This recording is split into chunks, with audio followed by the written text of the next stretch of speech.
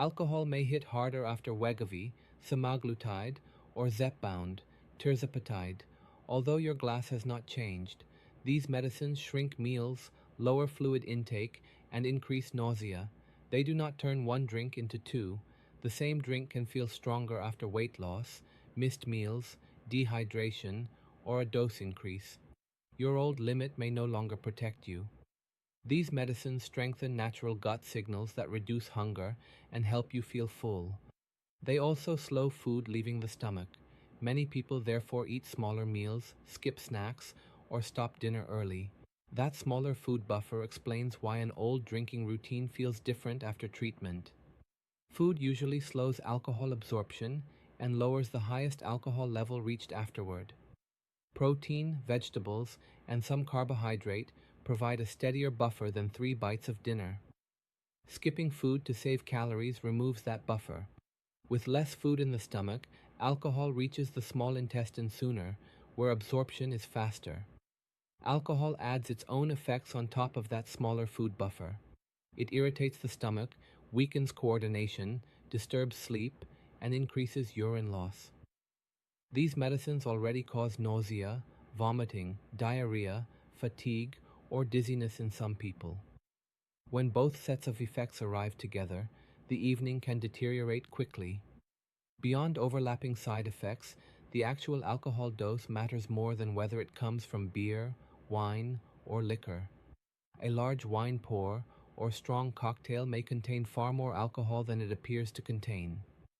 The glass can look ordinary, while the dose is not. One United States standard drink contains about 14 grams of pure alcohol. That amount lets different beverages be compared fairly. It equals 12 ounces of regular beer, 5 ounces of wine, or 1.5 ounces of spirits. Those portions contain similar alcohol, despite looking very different. A generous cocktail can quietly equal 2 standard drinks, doubling the expected alcohol dose. Consider 2 people taking the same weekly dose.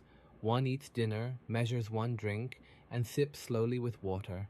The other skips lunch, eats very little, and finishes 2 generous pours quickly. Their prescriptions match, but their alcohol exposure does not. The second person may first notice warmth, lightheadedness, or sudden sleepiness. Those signs can resemble ordinary medication fatigue. Nausea may appear next, after judgment has already weakened. The person keeps drinking because the first glass did not feel dramatic. A recent dose increase makes that pattern more likely. Appetite loss and stomach symptoms often worsen after a dose increase. The meal you expected to finish may suddenly feel impossible. If the food disappears but the drinks remain, the entire calculation changes. Your previous tolerance was built around your previous body weight, meals, hydration, and drinking pace. Treatment can change every one of those conditions. Feeling normal after the first glass does not prove the second glass will feel normal. Your old limit is outdated. Delayed feedback makes the situation harder to read. Fullness or nausea may arrive on an unfamiliar schedule. You may feel little at first and pour another serving. Then alcohol effects and stomach symptoms become obvious together, after judgment has already declined. Weight loss changes the comparison further. A smaller body often has less water available to dilute the same alcohol amount. That does not create a precise new limit. It simply means a routine built for your former weight may now produce a stronger effect. Dehydration adds another layer. Alcohol increases urine production, while appetite suppression often reduces normal drinking and eating. Vomiting or diarrhea removes even more fluid. That combination can feel like headache, dry mouth, unusual weakness, or dizziness when standing. If you use insulin, dehydration is not the only concern. Low blood sugar risk rises when these medicines are combined with insulin or a sulfonylurea. A sulfonylurea is a pill that pushes the pancreas to release insulin. Alcohol and a missed meal can make a more likely. Low blood sugar and intoxication share several warning signs. Both may cause sweating, confusion, slurred speech, poor coordination, or unusual behavior. That overlap makes guessing dangerous. If you can check your blood sugar, the result can help separate two problems that may need different responses. What actually predicts trouble is the alcohol amount, meal size, drinking speed, hydration, current symptoms, and other medicines. Those factors work together rather than one factor deciding the outcome. A measured serving after dinner is generally safer than an oversized pour on an empty stomach. Use those factors in a simple order. First, count the actual drinks, not the glasses. Then ask whether you ate a real meal and whether the dose recently increased. Finally, include insulin, sulfonylureas, vomiting, diarrhea, and any previous alcohol-related problems. Begin with the meal, not the glass. Eat before drinking, especially when appetite has been low all day. A modest plate with protein, vegetables, and carbohydrate is enough. Alcohol should not replace the dinner you could not finish. Next, control the pace. Pour one measured serving and drink it slowly. Keep water beside you and alternate between the two drinks. Fast drinking removes the time needed to notice warmth, dizziness, nausea, or sleepiness before another serving is poured. If your dose recently changed, be more cautious. Start below your former limit because you do not yet know how your body will react. Stop at the first unusual symptom. Waiting for obvious drunkenness ignores the earlier signals that your body already gave you. Changing injection day does not create a dependable drinking window. Both medicines remain active throughout the week.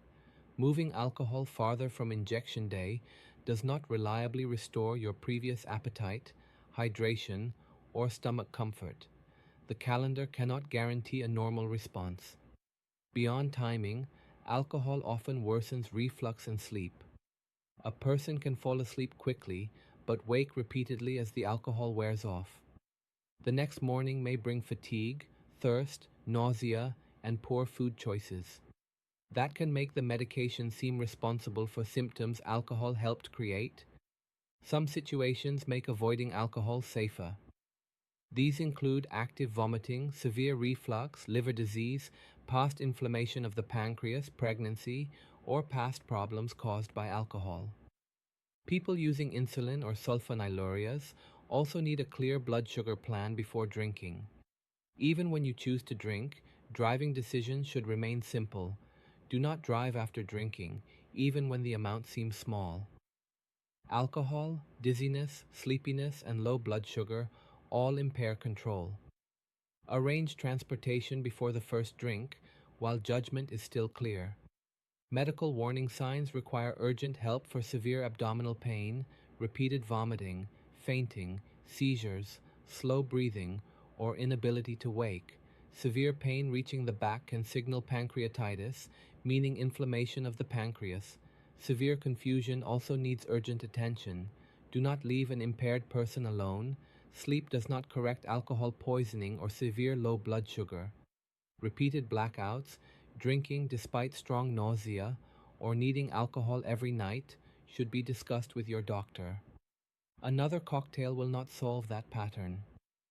The same is true when one drink repeatedly causes major symptoms after treatment begins.